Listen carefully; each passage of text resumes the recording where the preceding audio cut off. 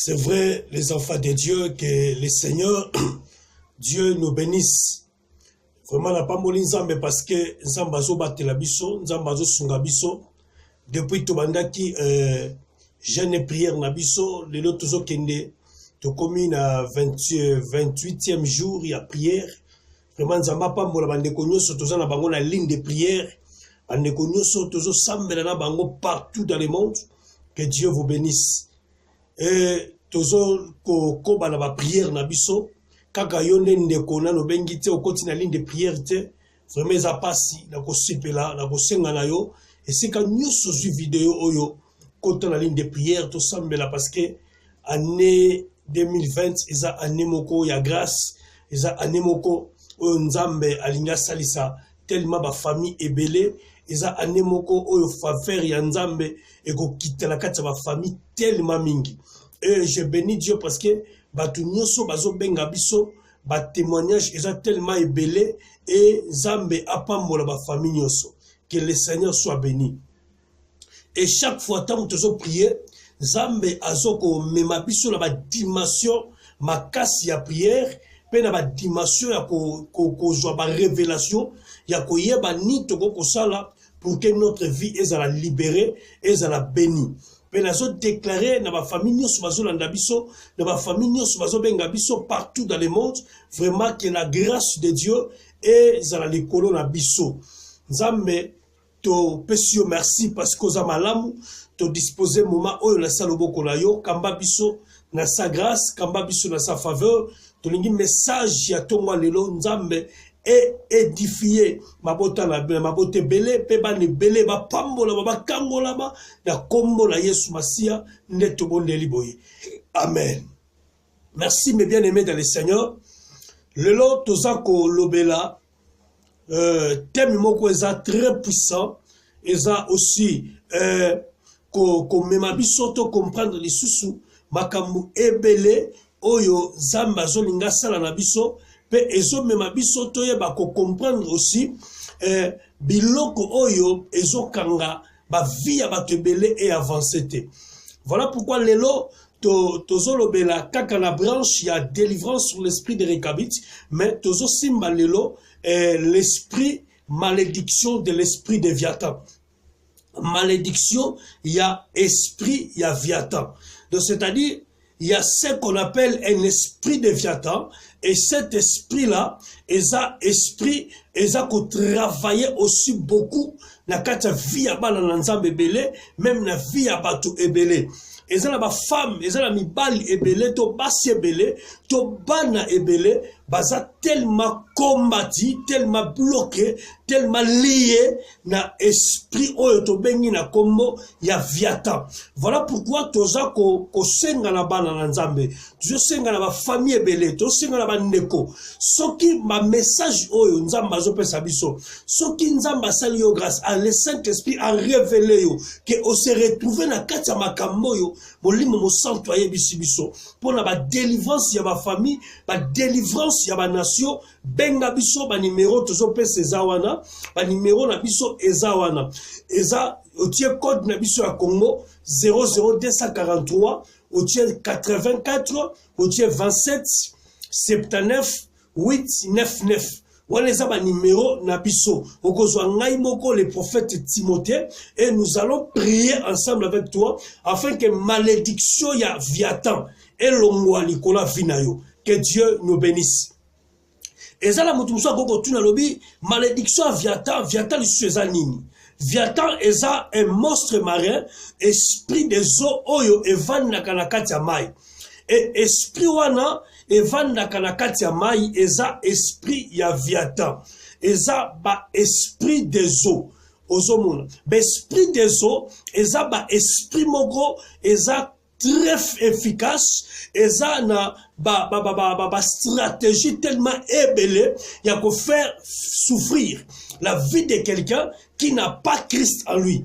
Tu peux avoir Christ, tu peux être un chrétien, mais le combat des esprits des eaux existe toujours.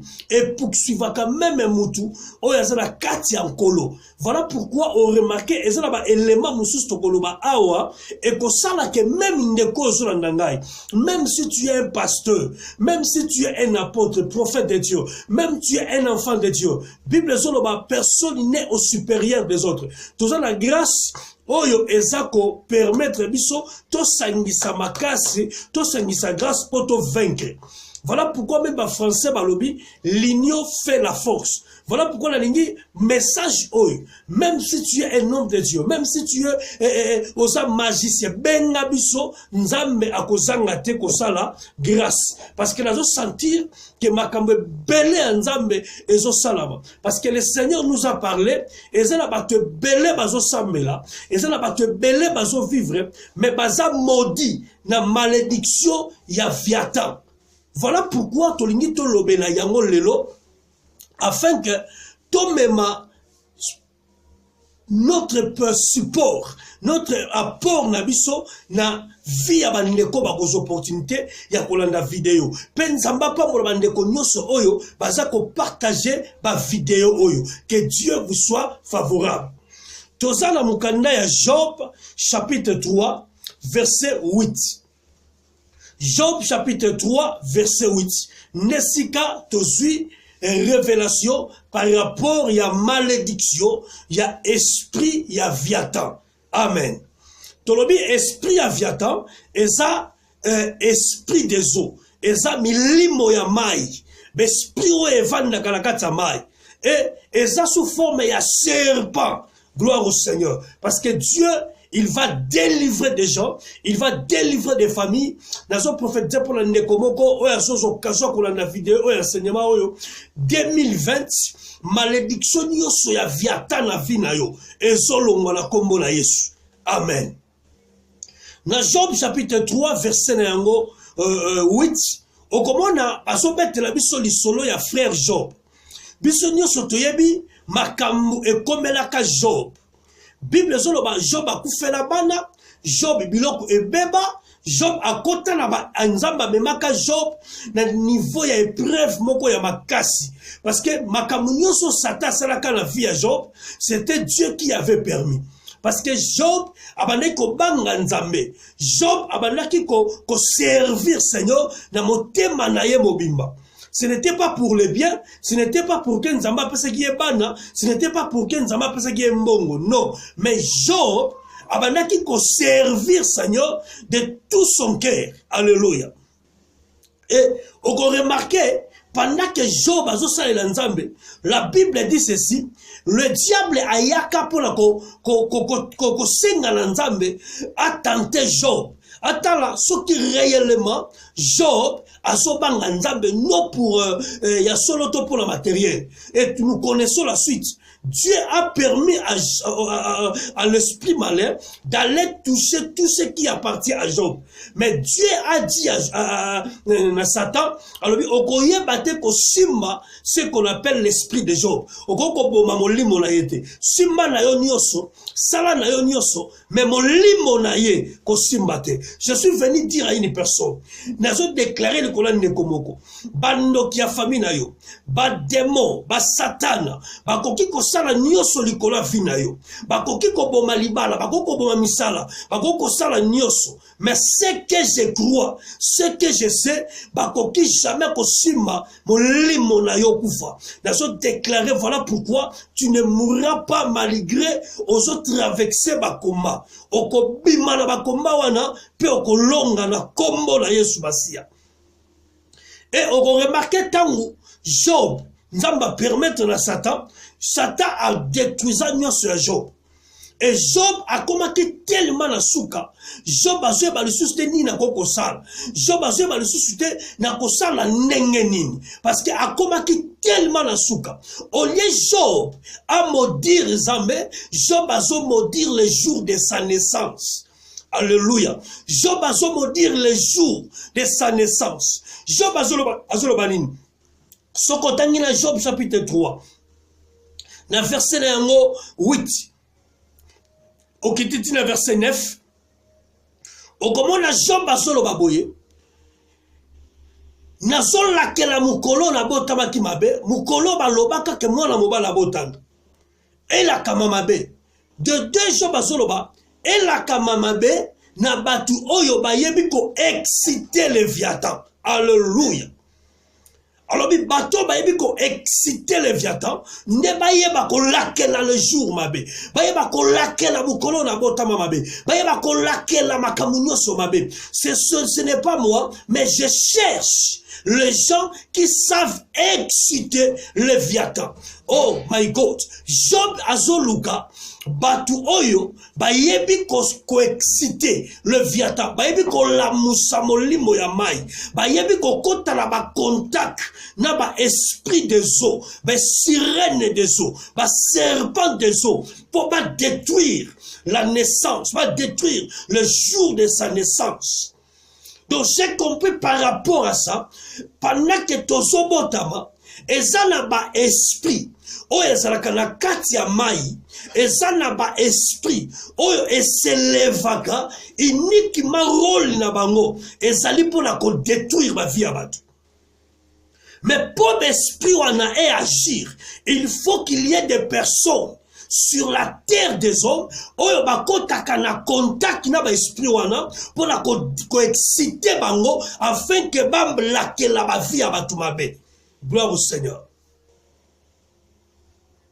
Esprit Aviatan et ça esprit evandaka na mai. Mais ce qu'on t'a li Job na Job chapitre 3 na verset 8 jusqu'à verset 9, Job azoluka batuana. Alors je cherche même les gens qui savent exciter Léviathan.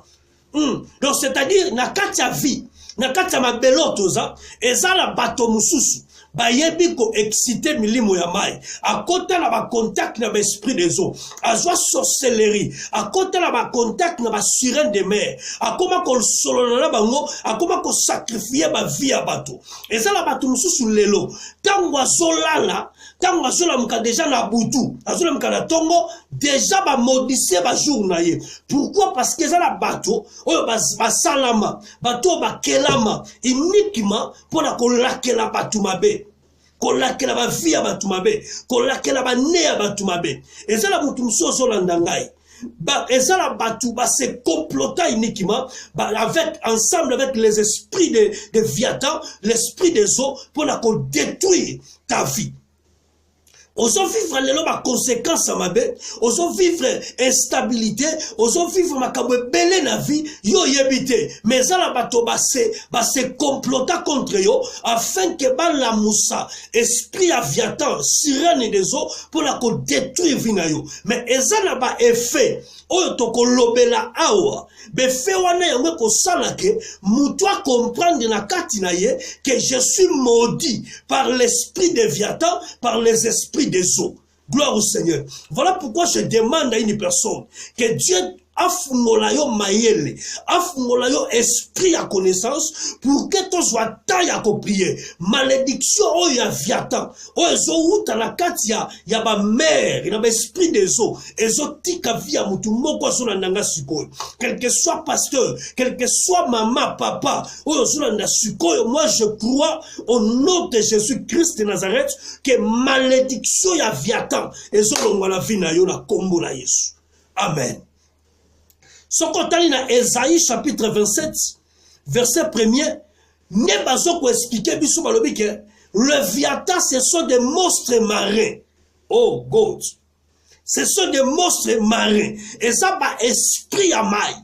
Mais comment se fait? Job est en train de chercher. Job a sa moutanza. Job a sa serviteur de Dieu. Mais Job a l'obé qu'il soit maudit par ceux qui savent exciter le Léviathan. Donc Job a yebaki, malgré toza la mokilo dosambela, malgré la zala nzambe, mais d'autre part, et zape na bato yo, bazo sale la paix mokili. Bazo sale la paix bakisi. Rôle na bangwe sali, ko yeba ko détruit ma vie à bato. Maintenant, pour moi, j'ai besoin de ces gens-là. Tala, ce qui Job a qui n'a besoin de batouana. Et ça peut la moutoumsou sur les lots sur la nangaï.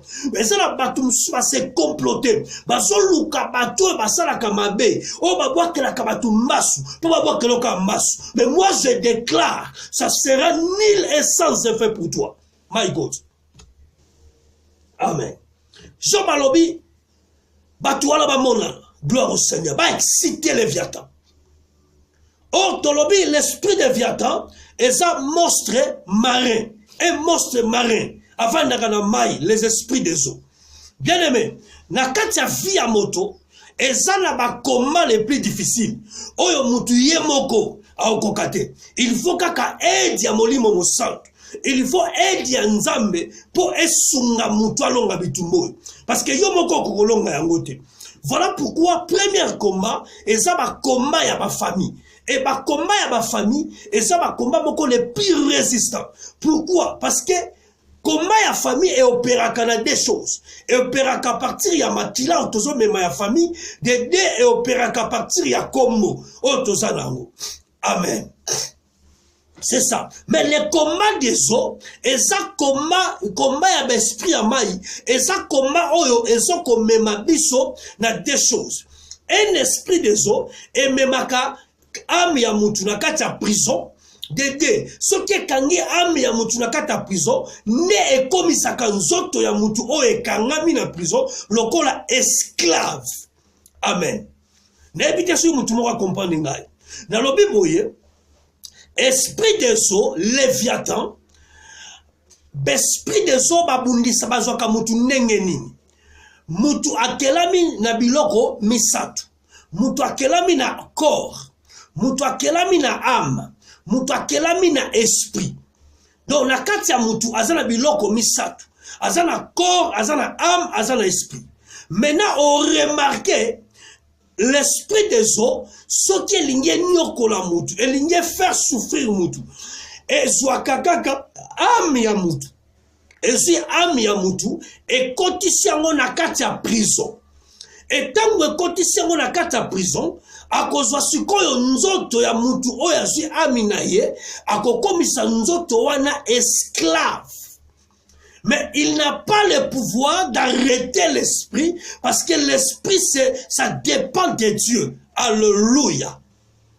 Okomona si nzoto ya mutu wana oya kangi amine na prison akomisiango esclave. L'esprit des eaux baso travailler na bato bele baso yebate. Et tant ensuite akozwa amina yo akokotisango na kati ya prison moko. Et na kati ya prison wana nzoto na yo akomisango esclave pendant la journée, pendant que oso vivre sur la terre. Mais osa déjà osa esclave ya esprit des eaux. Yango komona bato ebele bazo sambela lelo, mais âme na ye eza la kati ya prison ya Léviathan. Eza la kati ya prison ya esprit des eaux. Corps na ye eza utilisé na ba esprit des eaux, na ba esprit ya Léviathan, mais ya soyebate. Or, on remarque esprit ya Léviathan a utilisé un démon, oto bengi na kombo ya démon intouchable. Esprit ya Léviathan, esprit des eaux, et sanganaka et utilisaka mingi ba démon oto bengi na kombo intouchable. Or, démon intouchable aza na esprit mibale oyo akotisaka na kati ya nzoto ya moto. Soki mutu akangami amina ye kangami na prison ya Léviathan et que l'esprit des eaux est comme si corps ya mutu wana esclave bakozwa sikoyo esprit démon intouchable wana bakopesa ye nzoto wana. Et tant bakopesa nzoto ya mutu wana démon intouchable ako utiliser biloko mibale. Première des choses, ako utiliser femme de nuit to mari de nuit. Amen. Yango ko remarquer lelo, eza na ba mauvais sort, eza na biloko oyo démon intouchable en collaboration avec l'esprit de Léviathan ba opéra kana vie ya mutu. Première tolobi ba boaka ba kotisaka mutu na kati ya prison. Ame koti na prison ba komi ko utiliser nzoto na ye. Et tant ba so utiliser nzoto na ye ba kopesa ye ba esprit mibale. So kaza mobali ba kopesa ye mari de nuit et femme de nuit. So kaza mwasi ba kopesa ye mari de nuit. Voilà pourquoi qu'on remarque. Et ça la mutu mususu azolanda biso sikoyo. O samelaka Nzambe. O leka na ba délivrance ebele. Mais au bas la paix, mais mari de nuit, à tika côté. esprit à mari de nuit et ont manifesté chaque fois na vie na yo ndeko mwasi osali ba sacrifice osali ba prière ebele au matin na ngomba mais yo moko so comprendre te mais esprit wana ya mari de nuit ont manifesté kaka même te siko ozolanda nga siko ozolanda vidéo oza conscient que esprit ya mari de nuit wana etika côté. Pourquoi? Parce que balati sayo, bali sayo déjà na ba esprit wana à partir il y a démon intouchable oyo azo collaborer na monstre marin qui est l'esprit de Léviathan.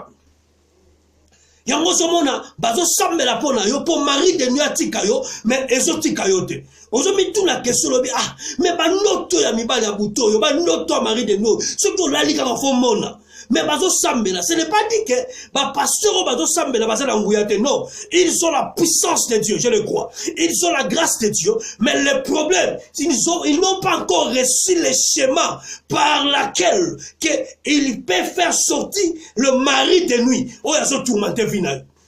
Et bakoko sope mwana mwasi bapesaka bango mwana mwasi bapesaka mari de nuit mwana mobali bakopesa ye femme de nuit okomona mwana mobali ato sambeli olali il faut l'otakaka ozala mwasi il faut l'otakaka femme de nuit oza pasteur oza prophète oza musala nzambe oza homme d'affaires mais ozo comprendre te chaque fois ezala mwasi moko apparaîtraka na vie na osoki olali chaque fois ezala mobali moko apparaîtraka na vie et comment habitude ce qu'on s'amène mukolo wana mingi ndio kolota te mais soki kaka osumwa tamo kwa distraction ba noto wana songi makambo wana songi ndeko esprit na yo eza libéré mais âme na yo na corps na yo eza utilisé na esprit ya Léviathan. Voilà pourquoi ba numéro eza wana tolingi te okota 2020 na mari de nuit wana tolingi te okota 2020 na femme de nuit wana benga biso parce que Dieu nous a donné les formules, Dieu nous a donné la révélation, c'est que nous allons faire pour que malédiction wana, il y a femme de nuit wana, malédiction wana, il y a mari de nuit wana, et l'ongwana kata vinayo. Parce que la Bible dit, si le Fils de l'homme vous a franchi, vous serez réellement libre. Et c'est la bande de kola nanga sikoyo. Esprit na yo, âme na yo, c'est la kata prison. Esprit de so. Et démon touchable à boire qui appelle ça yo femme de nuit, appelle ça yo mari de nuit. Osa conscient que chaque fois mi bala butu apparaît à la vie na yo. Nous autres les commis esclaves na bango.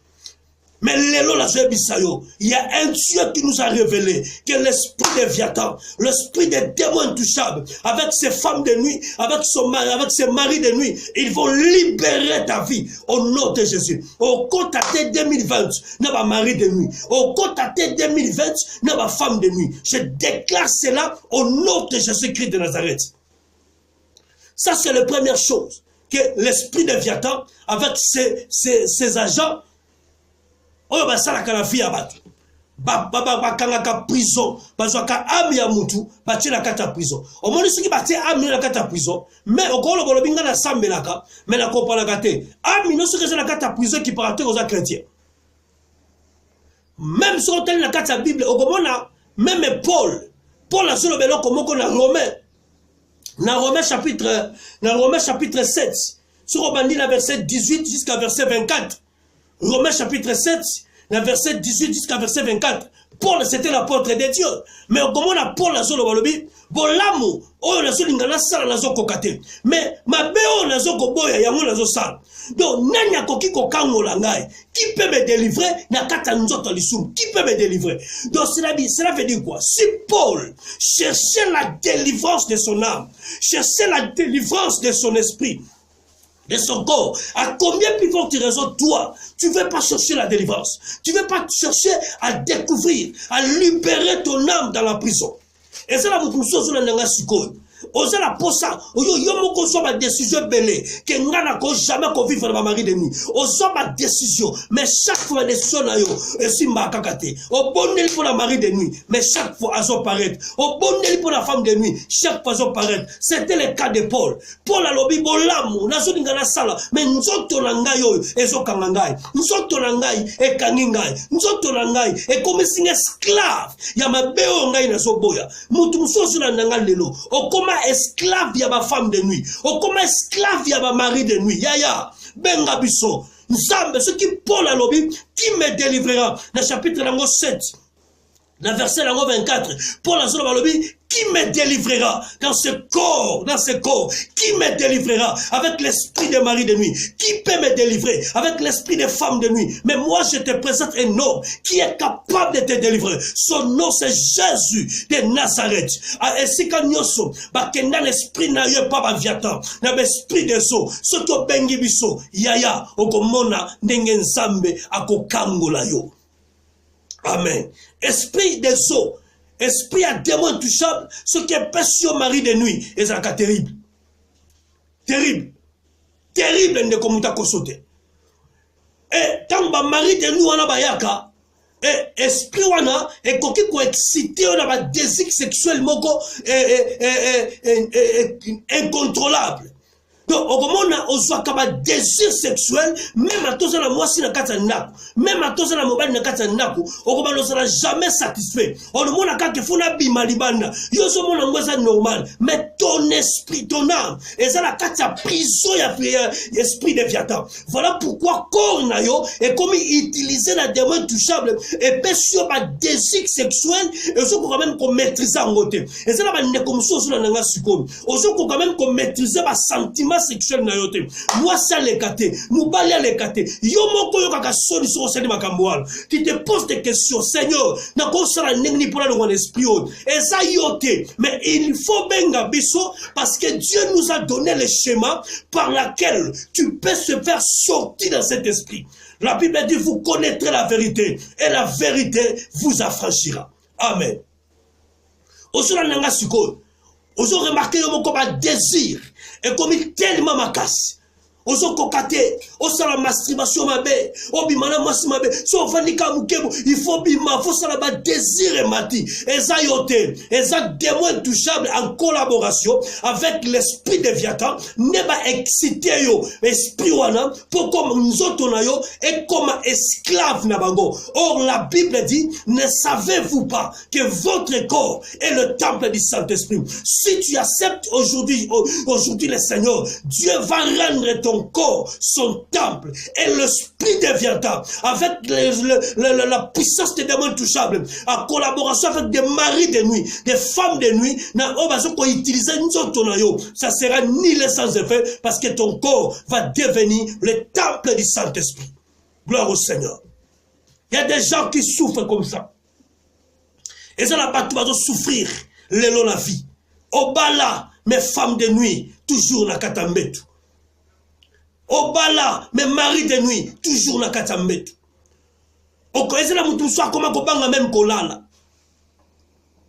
Parce que nous konabino on a sacrifié bino na katamonde ya un esprit des eaux. Ba sacrifier ba vie na bino. Na katamonde esprit des eaux. Et fait esprit des eaux, mari de nuit aboti sape batu mususu. Batu mususu nzamba révéla bango déjà ba luka délivrance me baboya. Na ko pe exemple moko. Okomona mutu alali azolota noto tabali. Aloti noto abali ke na sali mariage. Esprit des eaux amona na esprit te akozwa forme ya mutu moko oyo yo yebi okomona na noto loti bobala na mutu wana o mobali na ngamoko na sakane kala to balana na ye na noto na lota ki to balana na noto yende mobali na ngai mokomona depuis olota noto wana ti lelo bala kakate. Donc cela veut dire nzambe ayaki kosola na yo babali sa yo na mari de nuit babali sa yo na femme de nuit mais yo comprendre kate parce que tant que n'a pas pasteur moko expliquer noto pasteur a dit que non, et ça révélation nzambe la question ko bala na wana mobala fina yo. Non, il faut chercher à connaître parce que Job azoloba, il y a trop de vanité dans les songes et Dieu parle tantôt d'une manière tantôt d'une autre, mais l'homme ne prend point garde. Voilà pourquoi lelo, au continent berera noto wana, au tikali célibat la vie, célibat, aux l'esprit à célibat lelo, parce que au soit qu'à révélation malabouté, il y a noto mariage sur yolotaka. Oh, mariage au balakisa qu'on a noto, et c'est là qu'un mariage moko ba yebisaka yo, au prier, au bimisa amina yo, na kati ya prison ya viantan, pour que on bala physiquement sur la terre des hommes. Mais le coup là, au soit qu'à révélation wanate, tala lelo sora fina yo. Or, l'esprit de Viatan avec les démons intouchables, en collaboration avec le mari et les femmes de nuit, va utiliser Vinayo. Voilà pourquoi nous avons déclaré la combo la Yesu. Ce qu'on l'entend notre libala, au bala te la zozwa, nous avons quatre mariage joana, mariage à boutou, nous avons quatre yango, nous avons déclaré comme libre, na combo la Yesu Masia, ne quoi l'entend notre bongo, benga bisu ba numéro zawana. Nous allons faire des prières, et loko bakangaki, et ce bakanga amna yo, bakanga korna yo, le Seigneur va te libérer. Je déclare cela au nom de Jésus-Christ. Alléluia. Et c'est la moussoussou. Nzamba la kisayo, ozomona ba sina kata nzoto na yo. Obotana nute, mais ma belle na yo vimbaka. Oza koko comprendre te, ma belle ne vimbaka. Moko ma belle ne vimbi, moko kiti. Oza komi tunate, Seigneur, nino mi tunaka keso mingi, omi tungi samaka. Ma belle zo vimba, ma belle zo vimba. Moko mone kiti, lokola mwasi aboti. Oh, bazo apprendre yo, nzamba zo la kisayo. Que na kati ya monde spirituel, na masamble avec ma mari de nuit, ma femme de nuit, aussi ozo bota, na monde spirituel. Mais ozo comprendre te. Voilà pourquoi si ma signoana, et c'est la katansoto na yo, benga biso, benga biso, benga biso, benga biso, benga biso yaya. Nous allons prier avec toi. Nzamba Israël va te délivrer. Je crois à un Dieu de grâce.